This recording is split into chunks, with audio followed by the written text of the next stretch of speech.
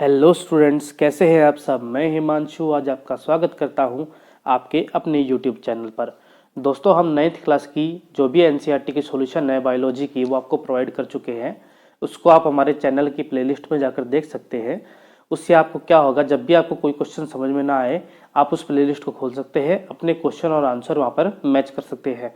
आपको best solution वहाँ पर दी गई है, साथ ही साथ आपको उस क्वेश्चन की एक्सप्लेनेशन वहाँ पर दी गई है। अब हम क्लास 10th के एनसीईआरटी बायोलॉजी के जो क्वेश्चंस है वो स्टार्ट करने वाले हैं। वन बाय वन हम इसके चैप्टर, क्वेश्चंस और इसके बेस्ट सॉल्यूशन आपको प्रोवाइड करने की कोशिश करेंगे। तो दोस्तों, जो आज का हमारा जो चैप्टर होगा उसका नाम होगा लाइफ प्रोसेसेस। इसके हम एक्सरसाइज के क्वेश्चन करने वाले हैं। पहले क्वेश्चन हम स्टार्ट करेंगे, वन बाय वन हम इसके क्वेश्चन करते जाएंगे और इसके बेस्ट सॉल्यूशन आपको प्रोवाइड करेंगे। तो दोस्तों, पहले क्वेश्चन से शुरू करते हैं। पहला क्वेश्चन हमसे पूछता है, the kidney in human beings are a part of the system of. दोस्तों, हम जानते हैं कि किडनी किसका काम करता है। किडनी हमारे शरीर से कुछ भी चीज़ बाहर निकालने का काम करते हैं। इस पूरे प्रोसेस को क्या कहा जाता है, इस पूरे प्रोसेस को कहा जाता है एक्सक्रीशन कहा जाता है। अगर वही बात अगर डाइजेशन की आ जाती, अगर किसकी बात आ जाती दोस्तों, डाइजेशन की बात आ जाती, तो स्मॉल इंटेस्टाइन इसमें हेल्प करता है। और कौन हेल्प करता है, स्टमक करता है। और कौन करता है, इसमें लीवर हेल्प करता है, किसमें, डाइजेशन में। जहाँ पर एक्सक्रीशन की बात है वो किसमें है, किडनी में है। अगर मान लीजिए कोई ट्रांसपोर्टेशन की बात करता तो ये कौन करता है बेटा, हमारी बॉडी के अंदर ब्लड और ब्लड वेसल्स क्या करते हैं, ट्रांसपोर्टेशन का काम करते हैं। ब्लड और ब्लड वेसल्स किसका काम करते हैं, ट्रांसपोर्टेशन में हेल्प करते हैं। रेस्पिरेशन में कौन मदद करता है, रेस्पिरेशन में लंग्स मदद करते हैं। और लंग्स में भी एक्यूरेट चले जाए तो एल्वुलाई हमारे रेस्पिरेशन में क्या करती है, मदद करती है। सेकंड क्वेश्चन देखते हैं दोस्तों। सेकंड क्वेश्चन हमसे क्या पूछता है कि xylem in plants are responsible for. दोस्तों, जो हमारी बॉडी में ट्रांसपोर्टेशन होता है ह्यूमन बींग्स के अंदर, वो मैंने किसका बताया, ब्लड और ब्लड वेसल्स करते हैं। लेकिन प्लांट्स के अंदर कौन करता है बेटा, जाइलम और फ्लोएम करते हैं। जाइलम किसका ट्रांसपोर्ट करते हैं बेटा, वाटर के ट्रांसपोर्ट में काम करते हैं। और ट्रांसपोर्ट ऑफ फूड कौन करता है, ये करता है फ्लोएम। कौन करता है दोस्तों, फ्लोएम किस में हेल्प करता है, ट्रांसपोर्ट ऑफ फूड में हेल्प करता है। तो हमारा जो आंसर होगा वो क्या होगा, in plant xylem responsible for transport of water. तीसरा क्वेश्चन है बेटा, autotrophic mode of nutrition requires. क्या क्या जरूरी होता है, कार्बन डाइऑक्साइड जरूरी होता है, जी हाँ होता है। वाटर भी जरूरी होता है, क्लोरोफिल भी होता है, सनलाइट भी होता है। इस पूरे प्रोसेस को क्या कहा जाता है दोस्तों, इस पूरे प्रोसेस को कहा जाता है फोटोसिंथेसिस का प्रोसेस। ये कहाँ से शुरू होता है दोस्तों, ये कार्बन डाइऑक्साइड यानी कि CO2 और H2O की मदद से क्या निर्माण करता है, ग्लूकोज का निर्माण करता है, जो प्लांट्स के लिए नेसेसरी होता है। ग्लूकोज का क्या कहा जाता है, C6H12O6 कहा जाता है। क्या कहता है, C6H12O6। किसकी प्रेजेंस में होता है ये, सनलाइट की प्रेजेंस में और क्लोरोफिल की प्रेजेंट में ये होता है। ठीक है, तो हमारे क्वेश्चन में क्या क्या पूछा गया, क्या क्या जरूरी होता है, तो कार्बन डाइऑक्साइड होता है, जी होता है, क्लोरोफिल होता है, जी होता है, सनलाइट होता है, जी होता है। तो हमारा ऑप्शन क्या आ जाएगा, हमारा ऑप्शन आएगा all of the above. Photosynthesis का ये प्रोसेस होता है जिसके जरिए क्या होता है, ऑटोट्रोफ्स यानी कि ग्रीन प्लांट्स अपना खाना खुद बनाते हैं। अगला क्वेश्चन हमसे पूछता है बेटा, the breakdown of pyruvate to give carbon dioxide water and energy. ये किसके अंदर टेक्स प्लेस करता है बेटा, जो कोई भी प्रोडक्ट टूट रहा है, मान लीजिए पायरुवेट टूट रहा है, क्या बना रहा है बेटा, CO2 H2O और एनर्जी बना रहा है। और एनर्जी बना रहा है, ये किसके अंदर होता है, माइटोकॉन्ड्रिया के अंदर होता है। माइटोकॉन्ड्रिया को क्या कहा जाता है, power house of the cell होता है। ये किसके अंदर होता है जनरली, ये एरोबिक रेस्पिरेशन के अंदर होता है। माइटोकॉन्ड्रिया के अंदर ये प्रोसेस हो रहा होता है, इस पूरे प्रोसेस को कहा जाता है एरोबिक रेस्पिरेशन। इसके अंदर किसका निर्माण होता है, कार्बन डाइऑक्साइड और वाटर का निर्माण होता है। साथ ही साथ में एनर्जी भी क्या होती है, लिबरेट होती है। अगला क्वेश्चन पूछता है कि how fats are digested in our body, where does this process takes place. Generally हम क्या मानते हैं बेटा कि हमारा जो डाइजेशन है वो स्टमक के अंदर होता है, लेकिन ये बेटा सच नहीं है। ज़्यादा से ज़्यादा जो हमारा डाइजेशन होता है वो स्मॉल इंटेस्टाइन में टेक्स प्लेस करता है। स्मॉल इंटेस्टाइन में क्या आता है, एक तो पेनक्रियाटिक जूस आता है, एक बाइल जूस आता है। कहाँ कहाँ से, पेनक्रिया से और लीवर से क्या आता है बेटा, पेनक्रियाटिक जूस और लीवर से क्या आता है, बाइल जूस आता है। ये क्या करता है, एमल्सिफिकेशन में हेल्प करते हैं। क्या करते हैं, एमल्सिफिकेशन में हेल्प करते हैं। जो ये फैट टूट रहा है ना, ये जो फैट टूट रहा है, इसी को उस पूरे प्रोसेस को क्या कहा जाता है, एमल्सिफिकेशन कहा जाता है। एमल्सिफिकेशन कहा जाता है, इस पूरे प्रोसेस को एमल्सिफिकेशन कहा जाता है। हमारे आंसर क्या लिखा है बेटा, the small intestine is the place complete digestion of carbohydrate, fats and proteins. Carbohydrate, fat और प्रोटीन का जो डाइजेशन होता है वो कहाँ होता है, स्मॉल इंटेस्टाइन में होता है। ये किसकी सिक्रेशन रिसीव करता है, ये सिक्रेशन रिसीव करता है लीवर और पेनक्रियास की। क्या आता है बेटा, बाइल जूस आता है कहाँ से, लीवर से, और पेनक्रियास से क्या आता है, पेनक्रेटिक जूस आता है। जो हमारा स्टमक होता है ना बेटा, जो हमारा पेट होता है वो क्या होता है, एसिडिक मीडियम का होता है। क्या होता है, एसिडिक मीडियम का होता है। और ये एसिडिक मीडियम क्यों होता है, HCl के कारण ये एसिडिक मीडियम होता है। और ये जो बाइल जूस और पेनक्रेटिक जूस है क्या, इसको एल्कलीन मीडियम प्रोवाइड करने का काम करती है। और जो फैट होता है ना शुरू में, ये जो शुरू में फैट होता है ये कैसा होता है, बड़े बड़े मॉलिक्यूल्स होते हैं, बड़े बड़े मॉलिक्यूल्स होते हैं। और इन बड़े बड़े मॉलिक्यूल्स का क्या होता है बेटा, छोटे छोटे मॉलिक्यूल्स में टूटना होता है। बड़े बड़े मॉलिक्यूल्स का छोटे छोटे टुकड़े में टूटना होता है। और इस पूरे प्रोसेस का कहा जाता है बेटा, एमल्सिफिकेशन कहा जाता है। देख लीजिए यहाँ क्या लिखा गया है, bile salts help in breaking down larger globules into smaller globules. जो लार्ज पार्टिकल थे वो स्मॉल पार्टिकल्स में टूट गए। किसकी मदद से बेटा, पेनक्रेटिक जूस की मदद से और बाइल जूस की मदद से ऐसा हो गया है। अच्छा, डाइजेशन कहाँ से स्टार्ट होता है, अगर ये क्वेश्चन आ जाए तो डाइजेशन बेटा हमारे मुंह से स्टार्ट हो जाता है। कौन हेल्प करता है, हमारा दांत भी हेल्प करते हैं। वो क्या करते हैं, दांत हमारा किसी भी खाने को चबाने में यानी कि चूइंग में हेल्प करते हैं। और जो हमारी जीभ होती है वो क्या करती है, उसको सलाइवा, जिसके उसके ऊपर वो होती है सलाइवरी ग्लैंड, उसको सलाइवा देने का काम करती है। सलाइवा क्या करती है, उसको मैस्टिकेशन में यानी कि जो अपना फूड होता है उसको लिक्विडिटी प्रोवाइड करने का काम करते हैं, ताकि हमारे पेट के अंदर वो आसानी से पेरिस्टाल्टिक मोशन के जरिए पहुंच जाए। किसके जरिए पहुंच जाए बेटा, पेरिस्टाल्टिक मोशन के जरिए पहुंच जाए। और जो इसकी वॉल होती है ना, इसकी स्मॉल इंटेस्टाइन की वॉल होती है, इसके पास क्या होता है बेटा, एक छोटे छोटे फिंगर लाइक प्रोजेक्शन होते हैं जिसको सरफेस एरिया को बढ़ाने का काम करते हैं, जिसको हम क्या कहते हैं, माइक्रोवेलाई कहा जाता है। अच्छा, जो इसकी वॉल होती है ना वो क्या करती है, इंटेस्टाइनल जूस भी सिक्रेट करती है। क्या करती है, इंटेस्टाइनल जूस भी सिक्रेट करती है। The enzymes present in it finally convert the protein into amino acid. किस में कन्वर्ट करती है, प्रोटीन्स को तो कर देती है अमीनो एसिड में, और कार्बोहाइड्रेट्स को किस में कर देती है, ग्लूकोज के अंदर, और फैट को किस में कर देती है, फैटी एसिड में क्या कर देती है, कन्वर्ट कर देती है। इसका निर्माण होता है, ग्लिसरॉल का भी निर्माण होता है। ये किसके अंदर हो रहा है बेटा, स्मॉल इंटेस्टाइन के अंदर ये पूरा प्रोसेस होता है। अभी हमने बात की थी कि डाइजेशन कहाँ से स्टार्ट होता है, हमारे माउथ से स्टार्ट होता है। अभी क्या क्वेश्चन पूछा गया है बेटा, what is the role of saliva in our digestion of food, कि सलाइवा का रोल क्या होता है। बेटा सलाइवा का रोल क्या होता है जानते हो आप, सलाइवा क्या करता है, हमारे फूड को मैस्टिकेशन प्रोवाइड करने का काम करते हैं। जैसे कि हमारे सलाइवरी ग्लैंड होते हैं, सलाइवा किससे प्रोड्यूस होता है, सलाइवरी ग्लैंड से होता है। किससे होता है दोस्तों, सलाइवरी ग्लैंड से प्रोड्यूस होता है। और ये क्या प्रोवाइड करता है, जो हमारे मुंह में हम क्या बोलते हैं, थूक बोलते हैं, ये सलाइवा प्रोड्यूस करता है। और ये जो सलाइवा होता है यही क्या करता है, फूड के मैस्टिकेशन में यानी कि खाने को पानी देने का प्रोवाइड करता है। और पानी जब मिल जाएगा खाने से तो क्या होगा, जल्दी जल्दी वो हमारे पेट के अंदर मूव करना शुरू हो जाएगा। ठीक है, इसलिए कई बार क्या होता है, कुछ लोग खाना खाते हो किसका सेवन करते हैं, पानी का सेवन करते हैं, लस्सी लेते हैं, कुछ और लिक्विड लेते हैं। क्यों, क्योंकि खाना उनके पेट के अंदर आसानी से पहुंच जाए। लेकिन हमारे नेचुरली क्या है बेटा, हमारे पास सलाइवा प्रेजेंट है जो कि क्या करता है, इस प्रकार से लिक्विडिटी प्रोवाइड करने का काम करता है। आंसर क्या लिख रखा है, food we intake is complex in nature. जो हम खाना लेते हैं वो क्या होता है, कम्प्लेक्स होता है नेचर के अंदर। ये अब्जॉर्ब होता है एलिमेंट्री कैनाल में और क्या करता है, स्मॉल छोटे छोटे टुकड़ों में टूट जाता है। ये प्रोसेस किसके जरिए होता है, बायोलॉजिकल कैटलिस्ट यानी कि एंजाइम्स के जरिए होता है। सलाइवा के पास भी कौन सा एंजाइम होता है बेटा, सलाइवरी अमाइलेज नाम का एंजाइम होता है, जो स्टार्च के डाइजेशन में क्या करता है, हेल्प करता है। किसको तोड़ देता है, स्टार्च को तोड़ देता है शुगर के अंदर। कितना % तोड़ देता है बेटा, 30% स्टार्च को ये यही तोड़ देता है। कहाँ तोड़ता है बेटा, हमारे माउथ के अंदर सलाइवरी ग्लैंड यानी कि सलाइवरी अमाइलेज इसको तोड़ता है बेटा, स्टार्च को शुगर के अंदर तोड़ देता है। और खाने को क्या अपने आप में मिक्स कर देता है, पूरा सलाइवा क्या करता है, खाने को मिक्स कर देता है। ठीक है, around the mouth while chewing the muscular tongue, खाने को चबाते वक्त। Hence saliva plays a important role या pivotal role in digestion and absorption of food. इसलिए क्या कहा जाता है कि सलाइवा क्या हमारे खाने को पचाने में, हमारे डाइजेशन में क्या करता है, बहुत अच्छी प्रकार से मदद कर रहा होता है। अगला क्वेश्चन पूछता है बेटा, what are the necessary condition for autotrophic nutrition and what are its by products. मतलब ऑटोट्रोफिक न्यूट्रिशन कैसे होता है और इसके बाय प्रोडक्ट्स कैसे बनते हैं। बेटा ऑटोट्रोफिक न्यूट्रिशन में पहले चीज बता चुका हूँ, ऑटोट्रोफिक न्यूट्रिशन कौन करता है, ग्रीन प्लांट्स करता है। कौन करता है बेटा? ग्रीन प्लांट्स करता है। कौन सा प्रोसेस होता है बेटा? फोटोसिंथेसिस का प्रोसेस होता है। क्या करता है? CO2 और H2O यानी कि कार्बन डाइऑक्साइड और वाटर की मदद से किसकी प्रेजेंस में? सनलाइट और क्लोरोफिल की प्रेजेंस में किसका निर्माण करता है? ग्लूकोज का निर्माण करता है, जिसको क्या कहा जाता है? C6H12O6। और ऑक्सीजन को भी क्या करता है? निकालने का, ऑक्सीजन और एनर्जी निकालने का भी क्या करता है? काम करता है। किसकी मदद लेता है बेटा? सनलाइट की और क्लोरोफिल की मदद लेता है।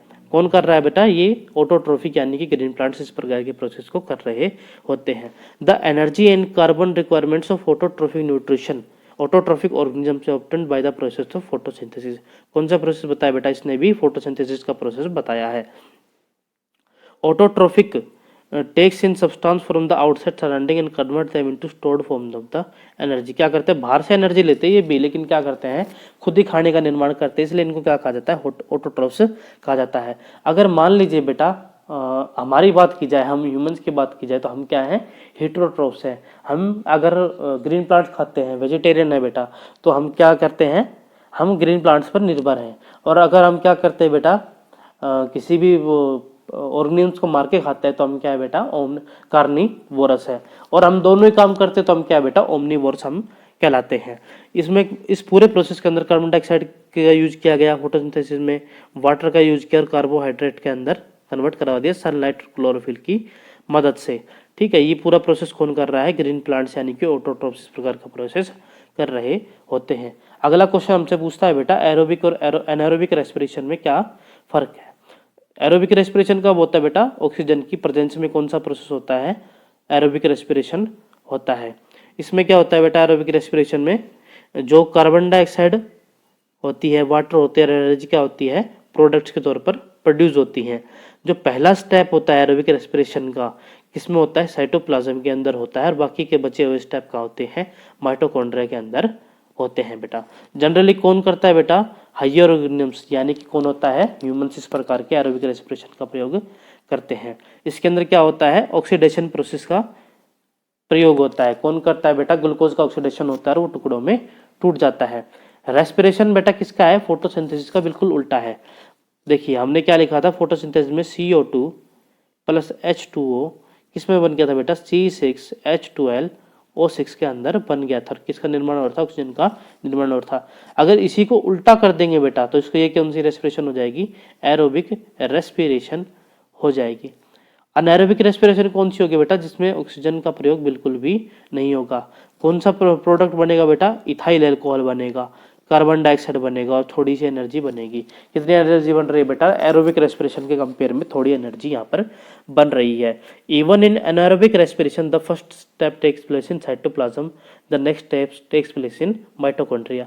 यहाँ पर भी क्या होगा? शुरुआत में साइटोप्लाज्म हो रहा है, बाकी कहाँ हो रहा है? माइटोकॉन्ड्रिया के अंदर ये टेक्स प्लेस हो रहा है। यहाँ पर क्या होगा? जनरली इनकम्प्लीट रेस्पिरेशन होगा या इनकम्प्लीट ब्रेकडाउन होगा प्रोडक्ट ग्लूकोज का।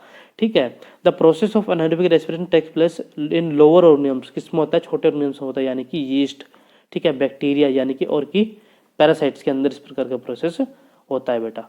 अगला क्वेश्चन पूछता है कि एल्वोलाई ऐसे कैसे डिजाइन कर दिए गए हैं कि वह गैसेज एक्सचेंज में हमारी हेल्प करती है या फिर मैक्सिमाइज कर देते हैं गैसेज एक्सचेंज को।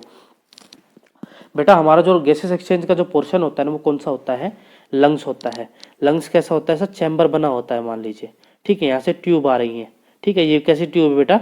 ब्रांच ट्यूब है। कैसी ट्यूब है बेटा? ब्रांच ट्यूब है। और इन्हीं ब्रांच ट्यूब के पास क्या है?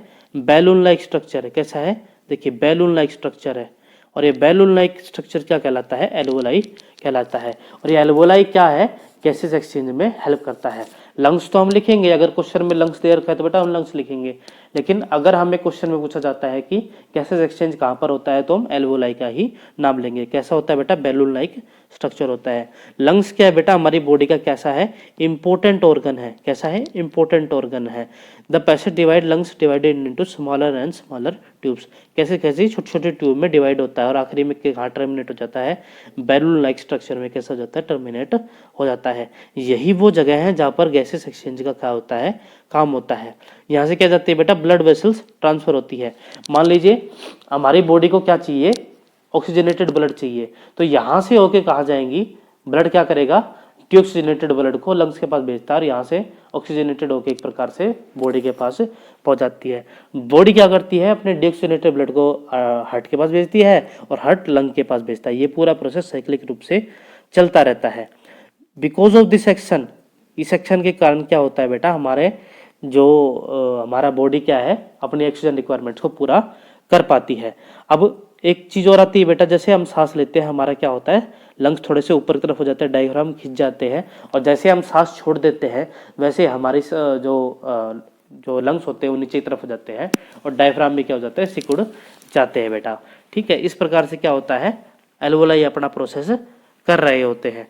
क्या होता है, जब हम सांस लेते हैं तो क्या होता है, डायफ्राम ऊंचा हो जाता है, और जब छोड़ते हैं तो क्या होता है बेटा, डायफ्राम सिकुड़ जाता है। अच्छा, एक बात और पूछी जाती है, जब हम सांस लेते छोड़ते हैं तो कुछ ऑक्सीजन बचती है क्या हमारे लंग्स के अंदर? हाँ बिल्कुल, जो ऑक्सीजन बचती है उसको क्या कहा जाता है, रेजिडुअल वॉल्यूम कहा जाता है। रेजिडुअल वॉल्यूम ऑफ ऑक्सीजन उसको लंग्स की कहा जाता है।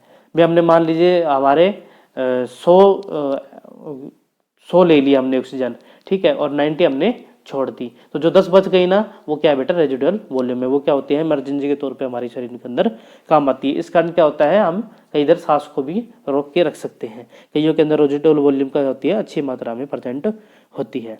ठीक है, ये किस प्रकार से आता है, योगा वगैरह के माध्यम से इस प्रकार की चीजों को प्राप्त किया जा सकता है। What would be the consequence of deficiency of haemoglobin in our body? अगर हमारी ह्यूमन बॉडी के अंदर हीमोग्लोबिन की कमी हो जाएगी तो क्या हो जाएगा, ये पूछ रहा है। हीमोग्लोबिन क्या होता है, पहले तो ये शब्द समझना चाहिए। हीमोग्लोबिन, जो हीम वर्ड होता है ना बेटा, ये इसका रिप्रेजेंट करता है, ये आयरन का रिप्रेजेंट करता है। ठीक है, इसलिए जब खून की कमी हो जाती है तो कौन सा डिसीज होता है बेटा, एनीमिया हो जाता है। कौन सा डिसीज होता है, एनीमिया हो जाता है। और जो ग्लोबिन है ना, ये ग्लोबिन है, ये क्या है, ग्लोब्यूल्स है। क्या है, ग्लोब्यूल्स है, यानी कि कोई भी पार्ट है, ठीक है, टुकड़े हैं, कुछ भी इसको बोल सकते हैं, हार्ड मटेरियल है। और हिम क्या है बेटा, आयरन है। आयरन कंटेनिंग पिगमेंट होता है ये हीमोग्लोबिन, क्या होता है, आयरन कंटेनिंग पिगमेंट होता है, और खून को लाल रंग देने में भी क्या करता है, मदद करता है। दूसरा क्या है, ये ऑक्सीजन कैरिंग कैपेसिटी भी इसकी हाई होती है, इस कारण हमारी बॉडी की ऑक्सीजन रिक्वायरमेंट्स को पूरा करने में ये सहायक। और इसकी कमी के कारण कौन सा रोग होता है, एनीमिया का रोग होता है। अगला पूछता है बेटा कि डबल सर्कुलेशन हमारी बॉडी के अंदर किस प्रकार से होता है। पहले तो ये चीज़ समझनी चाहिए, डबल सर्कुलेशन होता है क्या है।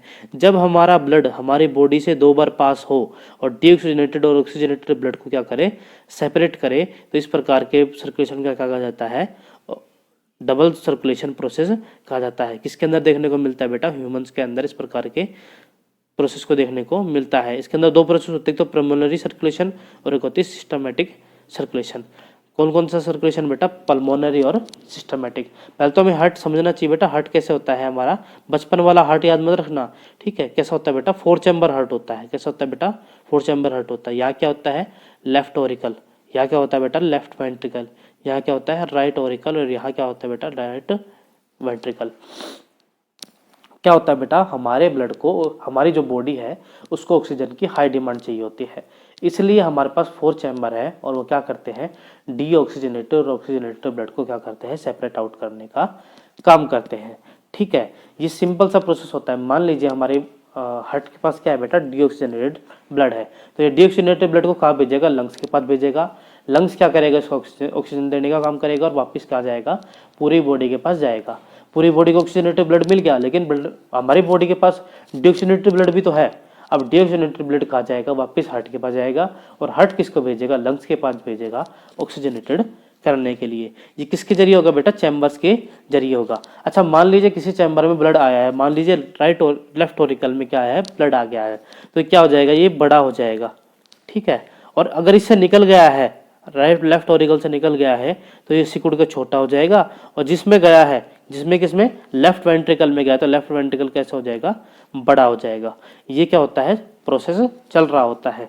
तो चलिए पल्मोनरी सर्कुलेशन के बारे में पढ़ते हैं। पल्मोनरी सर्कुलेशन क्या कहता है, the right ventricle pumps deoxygenated blood, क्या करता है, राइट वेंट्रिकल डीऑक्सीजनेटेड ब्लड को पंप करता है लंग्स के पास। किसके पास, लंग्स के पास, जहाँ पर क्या होता है, ऑक्सीजनेटेड होता है। ऑक्सीजनेटेड ब्लड क्या करता है, पूरी बॉडी के पास क्या होता है, पहुंचा दिया जाता है, फिर लेफ्ट एट्रियम के पास वापस आता है।